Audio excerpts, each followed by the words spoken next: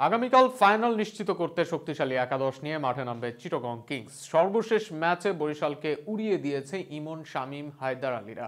এবার আরো একবার সেই বরিশালকে হারিয়ে ফাইনালে উঠতে মাঠে নামছে বন্দরনগরের কিংসরা। ম্যাচের চিটাগং কিংসের সম্ভাব্য একাদশ ও ম্যাচ নিয়ে বিস্তারিত থাকছে প্রতিবেদনে। আসরের শুরুতে ঢাকায় জয় পরাজয়, সিলেটে উড়ন্ত, এরপর ঘরের মাঠ সাগরিকায় আবারও জয় পরাজয়ে ঘুরপাক খেয়েছিল চিটাগং কিংস। তবে আবারও ঢাকায় ফিরে নিজেদের সামর্থ্য প্রকাশ করেছে বন্দরনগরের দলটি।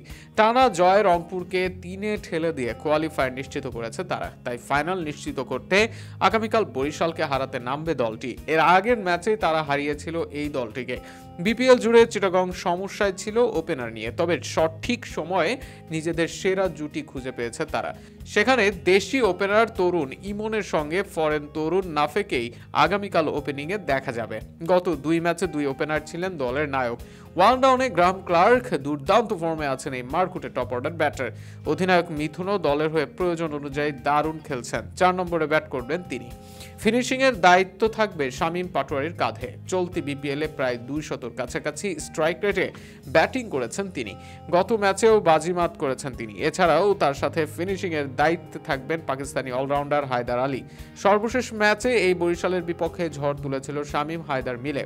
হায়দার আলীর সাথে স্পিনে থাকবেন আরাফাত সানি। পেস বোলার বিনুরা ফিরবেন একাদশে, তার সাথে জুটি বাঁধবেন পেসার খালেদ আহমেদ। তাছাড়া একাদশে থাকবেন দলটির জাতীয় দলের পেসার শরীফুল ইসলাম। তাছাড়া ম্যাচ খেলতে কোনো সমস্যা নেই আলিস আল ইসলামেরও। সম্ভাব্য এই একাদশ নিয়ে আগামীকাল সন্ধ্যায় ফাইনাল নিশ্চিত করতে বরিশালের বিপক্ষে মাঠে নামছে দলটি।